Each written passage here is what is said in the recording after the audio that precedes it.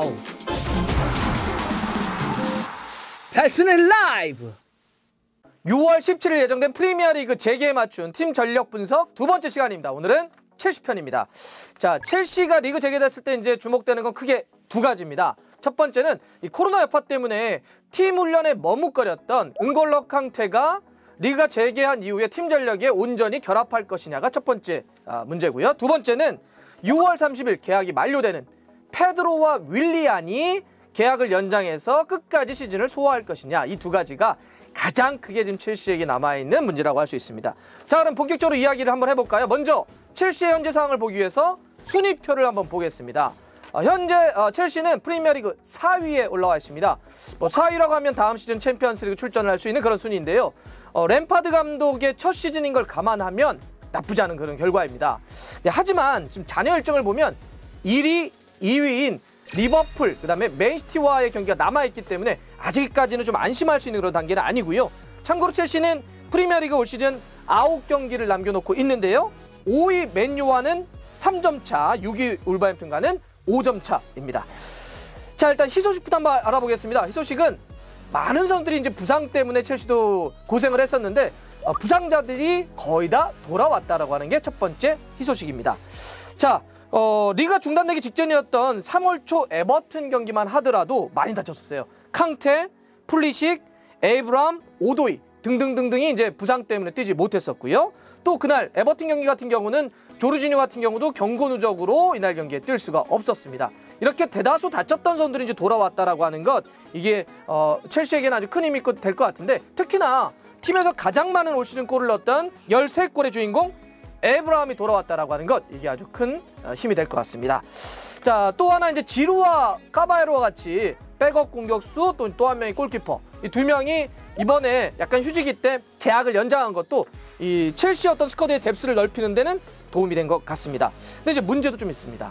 문제는 이 코로나 여파 때문에 지금 은골로 캉테가 팀 훈련에 좀 어려움을 이야기를 했잖아요.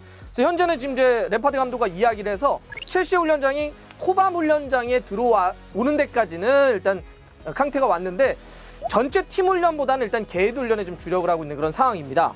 그래서 캉테가 리그가 재개하더라도 팀 훈련에 완전히 들어와서 팀 전력에서 경기 실전에 나설지는 끝까지 좀 지켜봐야 될 것 같습니다. 사실 그전에도 공격수인 에이브람 같은 경우도 이런 시국에 지금 경기를 해야 하나요? 뭐 이런 이제 우려를 좀 표했기 때문에 이런 선수들이 문제없이 팀 전력에 들어올지는 좀 지켜봐야 될 것 같습니다. 또 하나는 다가오는 6월 30일 이제 윌리안과 페드로가 계약이 만료됩니다. 아직까지는 이 두 선수에 대한 계약 연장이라든지 이런 게 마무리가 되지 않았기 때문에, 만약에 6월 30일 계약이 만료가 돼가지고 뭐 팀을 떠난다 이렇게 한다면 개막이 17일 날 되니까 대충 한 2주 정도 뛰다가 또 팀을 떠나기 때문에 스쿼드가 좀 불안해질 수가 있습니다. 특히나 윌리안 같은 경우는 올 시즌 첼시에서 가장 많은 도움 5개를 기록하고 있기 때문에 윌리안이 빠지는 것은 첼시로서는 좀 고민이 될 수밖에 없을 것 같습니다.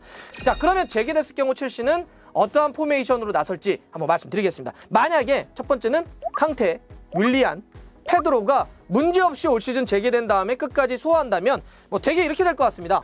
4-3-3 형태로 돼서 골키퍼 케파, 수비 쪽은 알론소와 주마, 리디거, 아스필리쿠에타, 여기까지는 뭐 일반적이 될 것 같은데, 허리 쪽을 마운트, 조르지뉴, 캉테, 위쪽은 부상 복귀한 풀리식 혹은 페드로, 최전방은 에이브람, 그다음에 이제 윌리안, 이렇게 될 것 같습니다. 그러니까 페드로와 플레이식은 약간 주전 경쟁 정도가 된다 볼 수 있겠죠. 이렇게 온전히 만약에 돌아간다면 첼시가 리그 재개한 이후에 전력이 좀 될 것 같은데, 문제는 여기서 만약에 세 선수가 온전히 시즌을 다 소화할 수 없다 라고 했을 때 어떻게 될 것이냐. 자, 수비는 일단 골키퍼와 포백은 그대로 유지될 것 같고요. 허리 쪽에 코바치치가 대신 들어오고요. 그 다음에 바클리가 들어올 수 있을 것 같습니다. 그리고 이제 조르지뉴가 허리 쪽이 가운데서 중심을 좀 잡아주고, 위쪽에는 에이브라미 최전방, 그 다음에 플리식과 마운트, 이런 형태로 좀 가지 않을까. 이런 4-3-3이 가능한데, 여기서도 만약에 4-2-3-1을 쓰고 싶다고 한다면 바클리를 약간 오른쪽 위에서 가운데로 이렇게 오가는, 진짜 제가 바클리의 히트맵을 하나 보여드릴 텐데, 바클리는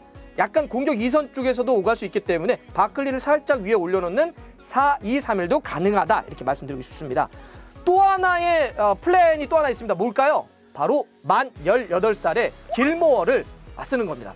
사실 길모어는 뭐 이번 시즌 프리미어리그 데뷔한 선수인데 프리미어리그 선발 하나, 교체 2경기 뛰었는데 뛸 때 어땠어요? 와, 이 선수 뭐야?